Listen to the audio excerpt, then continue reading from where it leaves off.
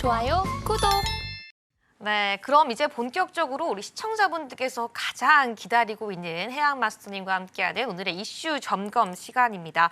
네, 오늘도 정말 이 시장 속에서 또 가장 중요하다고 지난번부터 말씀해주신 이 CPI, 특히나 오늘은 이 유럽과 영국의 CPI가 발표됐습니다. 그 이슈까지 한번 짚어보도록 할 텐데요. 네, 마스터님 지금 바로 말씀해 주시죠.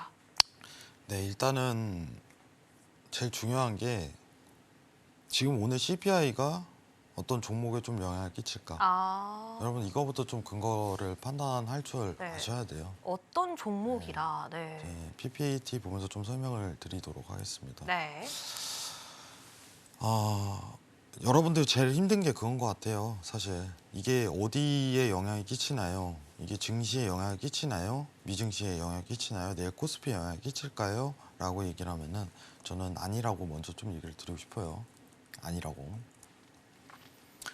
자, 그러면은 이 CPI에 대한 부분이 영향이 가는 거는 정확하게 달러 인덱스입니다. 네. 왜냐면은 자, 물가가 둔화됐다. 유럽이. 네. 그러면은 유럽 통화 정책이 바뀔 수도 있다. 이 근거거든요. 근데 제가 달러 인덱스는 뭐라고 했어요? 미국과 유럽의 통화 정책에 대한 상대적인 강도라고 항상 평가를 드렸죠. 자, 오늘 발표가 됐어요. 네, 확인을 해보도록 하죠. 자, 오늘 보시면 아시겠지만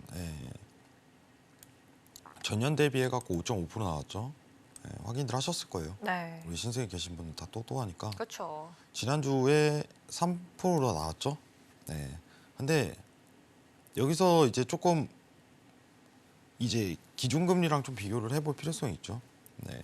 미국이 지금 기준금리가 5.25%죠. 여러분들. 자, 유럽 몇 프로예요? 시청자분들? 4%죠.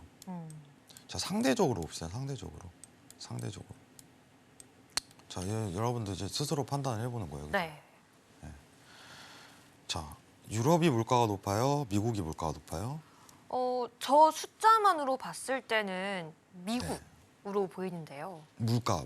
아, 물가요? 네. 아, 유럽이요. 유럽이죠. 네. 그러면은 기준금리는 누가 높아요? 기준금리는 미국입니다. 네. 네. 그러면은 유럽은 금리를 더 올릴 수 있을까요? 없을까요? 이렇게 생각을 해봐야겠죠. 사실 저 미국의 금리 그냥 숫자만으로 비교했을 때는 그냥 이 한 번에 보기에는 이 1.25가 남아 있다라고 느껴지긴 하지만 쉽게 올릴 수 없지 않을까요? 네. 쉽게 올릴 수는 없지만은 네. 아직 가려면 멀었다라는 느낌이 아. 굉장히 강해요. 네. 뭐 통화 정책이라는 게 있겠지만은 그리고 지금 CPI 수치는 사실 뭐 오늘 뭐 뉴스에는 유럽 증시 물가 둔화라고 표현을 했지만 네. 둔화는 아니에요. 네, 둔화 되려면 미국처럼 돼야죠. 막 1%씩 떨어져야지. 네. 지난번 대비해 갖고 이게 둔화라고 좀 생각을 하지. 음. 그러면 라가르드 총재는 아직까지 몇 차례 더 인상할 수 있는 가능성이 굉장히 큽니다. 네. 지난번 포럼에서 라가르드가 강행한다 이런 분위기를 굉장히 내뿜었는데 힘을 봤거든요.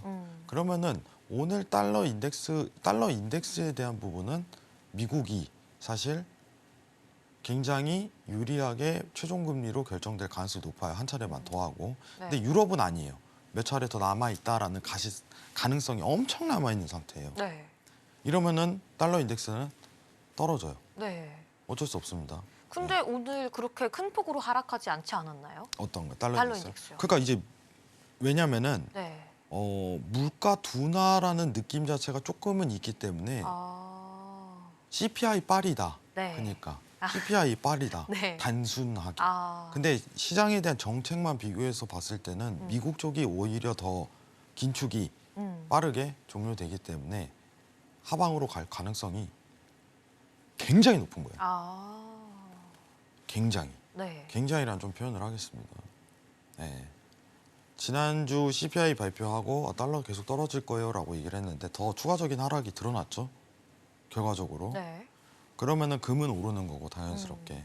여러분들이 이 상대적인 비교를 통해서 지금 유럽이 어떤 수준에 있고 기준금리 인상이 얼마나 더 할 수 있는 여건인지 판단할 수 있을 거라고 생각을 해요. 예. 일단 미국이 먼저 종료한다. 네. 이 부분만 좀 판단하시는 게 좋을 것 같습니다. 자, 잠시 화면 내리고 달러 차트 한번 볼게요. 네. 네, 달러 차트 한번 보도록 하겠습니다. 일단 지금 현재 상황에서 유럽과 미국의 금리 차, 그리고 앞으로 유럽은 더욱더 금리 인상의 가능성이 높은 가운데 오늘의 이 발표된 유로존과 영국의 CPI 영향까지 함께 지금 체크해보고 있는데요. 네, 지금은 해양 마스터님과 함께 달러 인덱스 실시간 차트 함께 점검해 보도록 하겠습니다. 화면으로 만나보시죠. 네.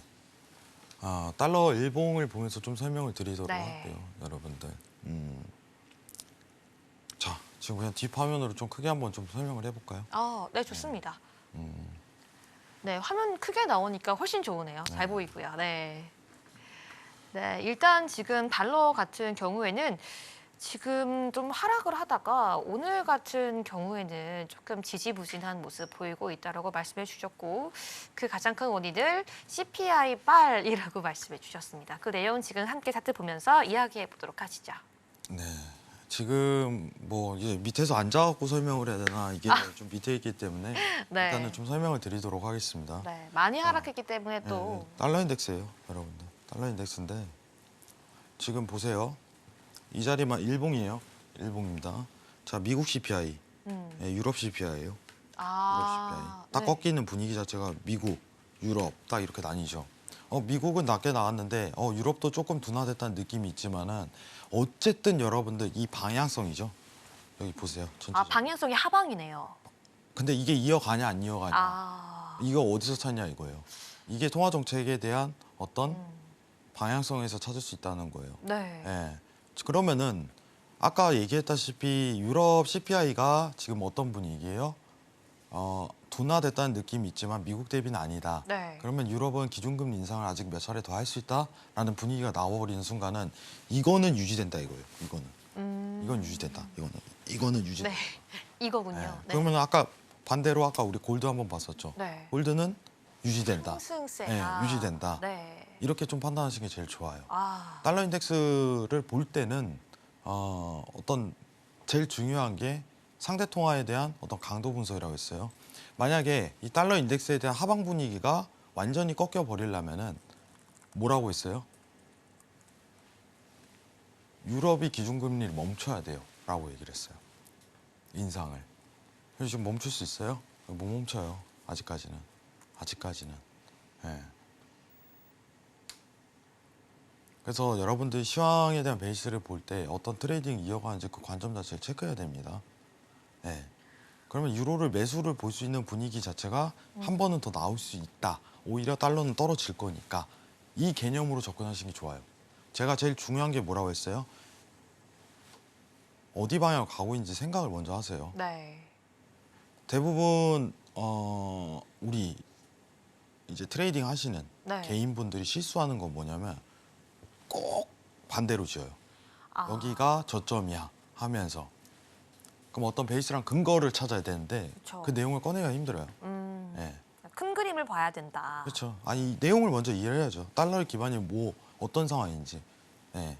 그걸 이해하고 대응을 해야 되는데 그 이해가 없이 그냥 대응하시는 분들이 많아요. 차트 기반으로.